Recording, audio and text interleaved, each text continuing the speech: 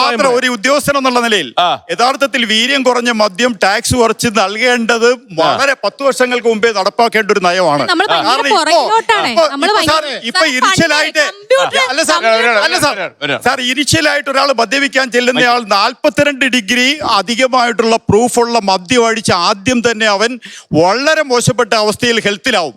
അതിനുശേഷം അവൻ 42 ഡിഗ്രിക്ക് അപ്പുറത്തേക്ക് പോകുന്ന എന്തിനാന്ന് വെച്ചാൽ ഡ്രഗ്സിലേക്കാണ്. അതേസമയം ആദ്യമായിട്ട് ഒരാൾ വന്ന് മദ്യപിച്ചാൽ അയാൾ 4-5 ഡിഗ്രി പ്രൂഫുള്ള മദ്യം കഴിക്കുന്നതാണ് തീർച്ചയായിട്ടും നല്ലത്. അതാണ് ഹെൽത്തി ആയിട്ടുള്ള അബ്കാരി നയം. അതിവിടെ നടപ്പാക്കേണ്ടതാണ്. എനിക്കൊരു കാര്യം പറയാനുണ്ട്.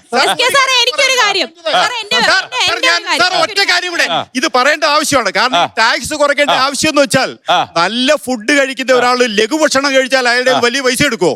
ചെറിയ രീതിയിൽ കഴിക്കുന്ന ആൾക്ക് ചെറിയ ടാക്സും ചെറിയ വിലയും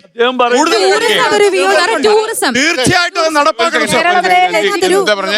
ടൂറിസം അത് പിന്നെ എന്റെ പേഴ്സണൽ എക്സ്പീരിയൻസ്. അതായത് വീട്ടിൽ എല്ലാ വർഷവും വൈൻ ഉണ്ടാക്കും, മുന്തിരിന്ന് വൈൻ ഉണ്ടാക്കും, ചാമ്പയ്ക്ക അത് ഇത് നമ്മള് വീട്ടിൽ കുടിക്കും. അപ്പൊ നമ്മള് റിലേറ്റീവ്സിനൊക്കെ കൊടുക്കും. അതായത് ഒരു സന്തോഷത്തിന്റെ പുറത്ത് ചെയ്യുന്നതാണ്. അല്ലാണ്ട് നിങ്ങൾ പറയുന്നത് മദ്യം നിരോധിക്കണോ വേണ്ടതാണ് ആ ചോദ്യം. ശൂന്യാണ്. നിങ്ങളൊക്കെ 7 നൂറ്റാണ്ടിലാണ് ജീവിക്കുന്നത്.